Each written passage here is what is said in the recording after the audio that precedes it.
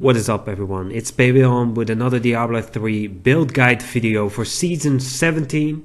In this video we are gonna talk about the Demon Hunter Impale build on the PTR, which is still up for no reason. Everybody is playing the Impale Demon Hunter and I guess it got nerfed, but still it's a really fun build and people did a great 123 with it. So let's talk about it.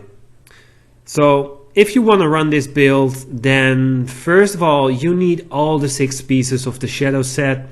If you have that, you will get 60,000% impale damage. You will get every skill room from the shadow's power, and when you are equipping a melee weapon, which we are, your damage will be increased by 6,000%. For the necklace and ring, we will be using the Compass Rose and Traveler's Pledge for the damage reduction when moving, or for the damage increase while we are standing still. For our other ring, we can use the Elusive Ring, or we can use the Conventions of Elements. It depends which ring is better, but you want to put the crappy ring inside the Knight's Cube. You want to use the Elusive Ring for the damage reduction after you cast Vault, and the Conventions of Elements will increase the elemental damage after a few seconds when it turns on the right element. For our belt, Chain of Shadows, after we cast Impale we can vault for free, so we can vault through the whole map as long as we want.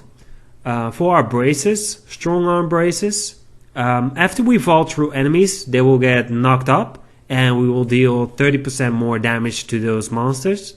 For our weapon, Carlisle's Point, this will increase the damage by 375% of Impale, and it also regenerates hatred. So you can keep spamming this and you can keep spamming Impale, which is great.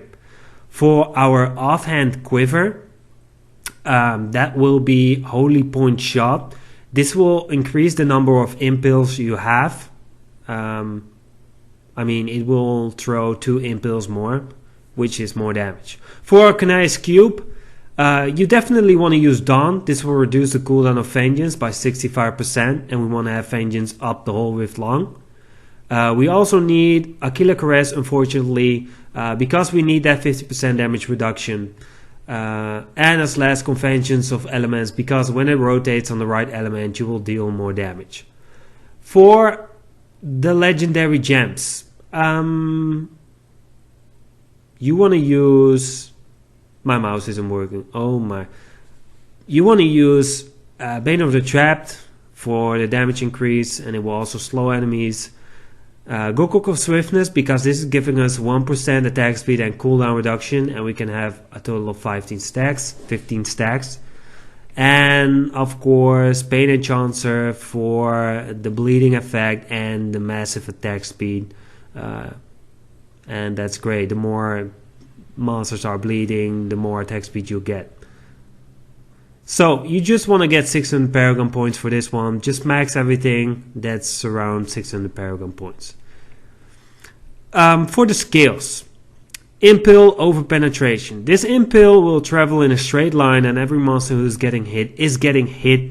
This is also the reason why we want to have some area damage, because it is just racking groups of monsters. If you want to speed farm with the Impale build, then I guess the Lightning version is better, because you will never run out of hatred. But for Greater Rift pushing, the old version, the Cold version is the better choice. Shadow Power, we will get every skill room from this because of our 4th set bonus. That's very useful because it will slow enemies, reduce the cost of discipline, reduce the damage taken by 35%, increasing the movement speed by 30%. It will give us life per hit. For our next skill,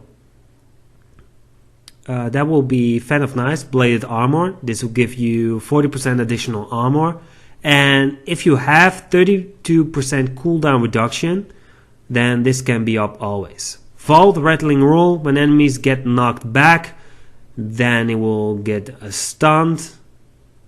and you will deal increased damage against those. Vengeance Dark Heart, this will give us damage reduction by 50%, and it will also give us 40% increase in damage. Companion, Wolf Companion, Roar Companion, this will make you a little bit more tanky, and when you activate this skill it will taunt nearby enemies within 20 yards for 20 seconds, so you can stand 5 seconds longer hitting that elite monster. For our passive, Awareness, which is giving you a second life when you die. Ambush, so you will deal more damage to enemies above 75% health. Call of the Weak, this is also increasing our damage. Numbling Traps, this will reduce the damage of enemies who are slowed or hit by our Fan of Knives. So for our stat priorities, for your helm, Dexterity, critical chance, impale damage. For your armor, Dexterity, Vitality, reduced damage from elites. For your shoulders, Dexterity, Vitality, all resist area damage. For our necklace, cold damage, critical chance, critical damage. For your gloves, Dexterity, critical chance, critical damage, area damage. For your belt, Dexterity, Vitality, all resist life percent. For your pants, Dexterity, Vitality, all resist. For your bracers, cold damage, Dexterity, Vitality, critical chance. For your boots, Dexterity, Vitality, all resist impale damage. For your elusive or conventions of elements ring, attack speed, critical chance, critical damage. Compass rose, Dexterity, critical chance, critical damage, cooldown reduction. Weapon damage, percent damage, Dexterity, area damage. And for your quiver, cold damage, attack speed, critical chance, and impale damage. So how do you want to play this build? Well, that's very easy. This build is really strong, and you can probably do Great Rift 115 in 15 hours or something, I don't know. So just start a rift or a Great Rift, just depends on what you want to do. You can speed farm with this build, or you can just use it to Great Rift pushing. It depends on how you want to use it. So you just activate everything and you hit the shit out of everyone. Unfortunately, we don't have the one extra bonus effect from the Ring of Royal Grandeur like last season. They removed that for the LAN version. The Demon Hunter doesn't really have a LAN version, a Legacy of Nightmare version. So yeah, that's pretty crap, but still this build is really strong. You can really push the leaderboard with it. Anyway, just enjoy this build, it's really fun. I'm always playing it. I hope you enjoyed this video. If you did, leave a comment, like and subscribe. Also turn on the notification, it's next to the subscribe button, and then I will see you in the next video. Peace.